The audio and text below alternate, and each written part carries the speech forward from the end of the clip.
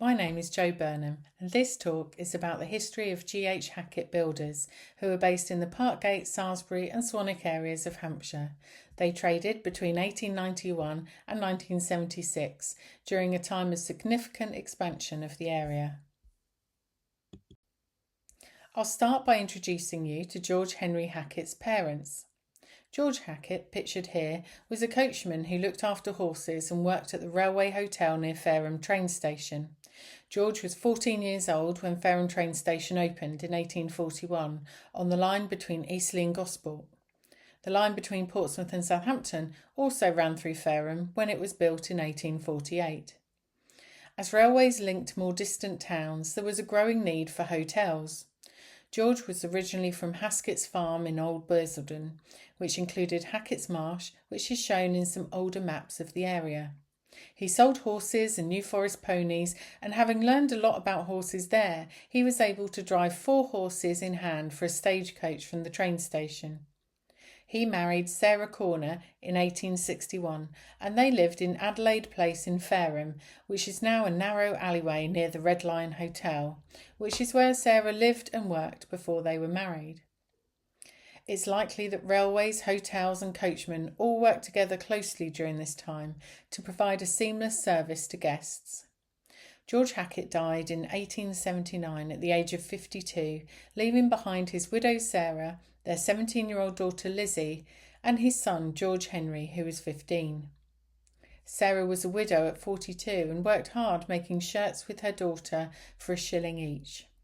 George Henry became an apprentice wheelwright, but quickly began to recognise that trains and motor cars would reduce the need for horse and carts, so he turned his woodworking skills towards making windows and doors. George began courting Alice Plummer, whose father, James Plummer, was a local builder. By 1891, he rented a cottage with outbuildings in Pond Road, Salisbury, next to the Bold Forester pub, to establish himself as a local builder. He married Alice, and they lived there with his widowed mother and sister. He met the vicar of St Paul's in Salisbury, Reverend Pearson, and they shared a New Forest pony. His workshops were near the vicarage, where there was a stable, and he employed a carter to look after the pony and use it all day for building work, while the vicar only needed the pony occasionally. The pony died in 1916 and was buried in the spare land just outside his stable in Parkgate. It's quite a big animal to bury, and I wonder if modern builders have come across its remains, as there has been a lot of building work in that area in recent years. By 1898, George and Alice had 3 girls, Ethel, Nellie and Dorothy, and their son Ted. George purchased some land to build their home called Hillside on the corner of Station Road and Botley Road, and this is a photo as it stands today from Google Maps. Norman Atkins was an architect from Fareham, and they designed the 3-storey house together. He also built a house for his mother and sister nearby in Beacon Mount. While at Hillside, George built his workshop, storage, cart shed and stable. There was also a dung heap to meet the disposal regulations in the building industry at that time. The hedge facing Botley Road provided good security against theft. The other advantage of the location of the yard was that Swanwick train station was only a quarter of a mile downhill. George converted the front room of a house on the corner of Beacon Bottom to have 2 display windows, and he let it to Drapers, firstly West & Co, and then to Mr Grinstead. Around that time, Mr Duncan was selling land for building in Duncan Road, and G.H. Hackett's built a detached house and 2 pairs of cottages, and an off-licence at Swanwick House, near the junction of Botley Road and Bridge Road. Work continued with 5 houses in Locks Road, a house in Burridge, and repair work at Park Farm and Abbey Cottage near Titchfield Abbey for the Delmy Radcliffe estate. They also built a large house for a Belgian count in Brook Lane at the corner of Peters Road, called Littlewood. Other houses had now been built there, and the road is called Littlewood Gardens. In 1912, they built a drill house with a rifle range in Parkgate for the Territorial Army. The owner of the land opposite Hillside died, and the widow had to sell the land plot by plot. Mr Grinstead was keen to have a shop and house of his own. G.H. Hackett's had already started building 2 semi-detached houses, but they paused work on them to build Mr. Grinstead's house and shop. It was not quite finished when the Great War broke out in 1914, and 2 of George's sons were called up to serve in the armed forces. His workforce was reduced to a few older men and 1 or 2 apprentices. George's wife Alice also died in 1914 after a short illness, and his mother and sister came to live with the family again at Hillside. Eventually, Mr. Grinstead's drapers and outfitters shop had been completed, and the shop he used to occupy on the corner of Beacon Bottom was let to watchmaker and photographer Charlie May. He was well known in the local area as skilled at repairing watches and clocks. You can see in this photo that George Coles had the shop next door to Mr. Grinstead, and my great-grandfather, Ernest Hatch, had the grocery shop next door. This shows the front of Ernest Hatch's shop and inside, and it's now the swimming pool shop in Parkgate. Let's turn our attention to George Henry's sons. We've already mentioned he had 3 daughters, and Ted was born in 1898, shortly before they moved to Hillside. Ted can be seen with the pony in the photo on the left. My great-grandparents, Ernest and Rosa Mary Hopkins, are in the trap with their dog. A lot of my family liked having family photos taken with their dogs, and I wish the census would include pets so I knew the dogs' names. Ted joined the Royal Flying Corps because he was an excellent joiner, and aeroplanes and their propellers were mostly made of wood. After the war, Ted joined the Salisbury Choral Society with his father and Norman Atkins, the architect I mentioned earlier from Fareham, who played the double bass. My granddad's sister, Florence Hopkins, met them at the Salisbury Choral Society, and eventually she became engaged to Ted. She was known as Birdie because she had such a good singing voice. Sadly, in 1923, Ted suddenly became ill and died in hospital when he was just 25 years old, and before they could get married. It was thought to be linked to his war service in the Middle East.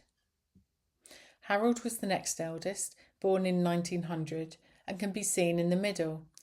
He was in the infantry during the Great War and was badly wounded by shrapnel in his chest and arms in the trenches. Frank was born in 1902 and not quite old enough to go to war. He worked at Haslar for the Ministry of Defence for a few years, and this taught him valuable lessons about how other organisations were run. Just before Ted died, Frank returned to the family business in 1923, and Ernest Hatch was keen for them to build him a larger store. Frank drew up his first proper plans to submit to the council for planning permission. This larger shop later became John Peterkin's shop, but it was demolished in 2025. It was generally understood that as the eldest brother, Ted would take over the family business. But when he died, George realised that Harold was a great carpenter and joiner, but didn't have the skills needed to run a business. Frank therefore began to take a more active role, negotiating on price, drawing up plans, and running jobs from start to finish. And their younger brother Jack helped with the brickwork on site. A friendship grew between Frank and Birdie, and they got married at St Paul's in Salisbury in 1926. This photo shows them on their wedding day. It was the first wedding led by the new vicar, Reverend Danbury, in that church. Their daughter Betty was born 2 years later. However, 10 days after Betty was born, Frank developed a hemorrhage of the lungs and was seriously ill. After resting for 6 months, he was able to do some office work, and after 3 years he was considered fit to return to house building. During this time, Frank was able to focus on getting paperwork in order and discuss clients' requirements and take time over their plans, which gave Hackett's an advantage over other local builders. By 1923, Hackett's builders had modernised the shops and pubs at Salisbury Green. They also completed the addition of a vestry, organ chamber and lychgate at St Paul's Church, which can be seen at the top. As the strawberry growing industry grew in the area, Lloyds and Barclays banks needed to meet the demand for cash to pay the pickers. They asked him to convert some front rooms in the former Temperance Hotel in Botley Road as offices, now coffee shops, and persuaded him to build their office as part of his house at Hillside, which is now a shop selling blinds. The bank clerks came to the area on Tuesdays and Fridays, and they would be met at Swanwick train station with a builder's handcart for the heavy baggage, which would be pushed up to the branch. It was then collected from the branch and taken back to the train station in the late afternoon. At the bottom left, you can see Frank Hackett's family home, Woodbury, which he designed and built in 1926 near Swanwick railway station. But it was demolished when the M27 was built in the 1970s. They were then invited to build a butcher's and fishmonger's shop in Middle Road for Mr. Humby. In the 1930s, they rebuilt Parkgate Post Office a bit further back from the road. This is now the site of Cam's Palace Chinese restaurant. And they also built several houses in Admiral's Road, including the house in the middle, which has always been in our family. They successfully tendered for the British Legion Club in Brook Lane, and from there they were recommended to Basildon Brick Company Limited, who were keen to enlarge the brickworks with an extra drying chamber, machine shop alterations and conveyor belts at the clayface. It was successfully completed in 1935, and they continued to build many other houses in the area, including a house in Hunts Pond Road for Miss Sally Stern, the head teacher of Loxheath School, and 2 police houses in Bridge Road. During World War II, George Henry had a stroke and realised he should get his estate in order. His sister Elizabeth, his daughter Nell, who was a widow, and his son Harold, who was a bachelor, were all living with George at Hillside. His other children, Ethel and Jack, were also living in houses he owned as tenants. It was agreed to make the business a private limited company with separate assets and then make a will leaving his shares in the business in equal parts to his son Harold, Frank and Jack, while his private assets should support his sister and daughter Nellie. George Henry Hackett and his sister Lizzie both passed away in 1943. His son Harold, who had been injured during the Great War, suffered from PTSD during the air raids of the Second World War and sadly became unemployable due to the anxiety. During the Second World War, G.H. Hackett's Limited continued by employing 40 men and women to receive timber from bombed houses and recondition it by drawing out nails and cutting off bad ends. Most of the good timber was then used for loading tanks onto ships at Southampton docks. They had 2 sites in the area of about 8 acres in total, with the capacity to hold about 8,000 tonnes of bombed timber.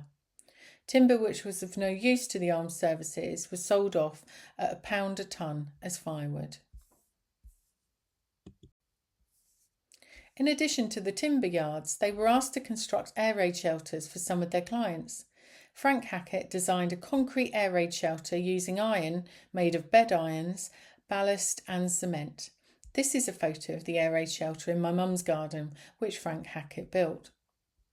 They also built a shrapnel cleansing station at Cold East Hospital and spent a lot of time repairing homes which had been damaged during the air raids. After the war, once they'd repaired war damage to people's homes, they converted some older buildings into homes. Birdie volunteered to help the National Savings Movement so the war could be paid for from people making loans to the government instead of the government having to raise taxes. Committees were formed and people would be able to sell their savings stamps or certificates by handing them to a collector. Birdie was awarded an MBE, followed by an OBE later for the work she did for the National Savings Movement. This is a photo of the family outside Buckingham Palace in 1954. From left to right, there is Frank, Birdie's cousin Florence, Birdie, their daughter Betty, and her husband Stuart. The honour was presented in the White Ballroom and they were invited to a garden party in the palace grounds.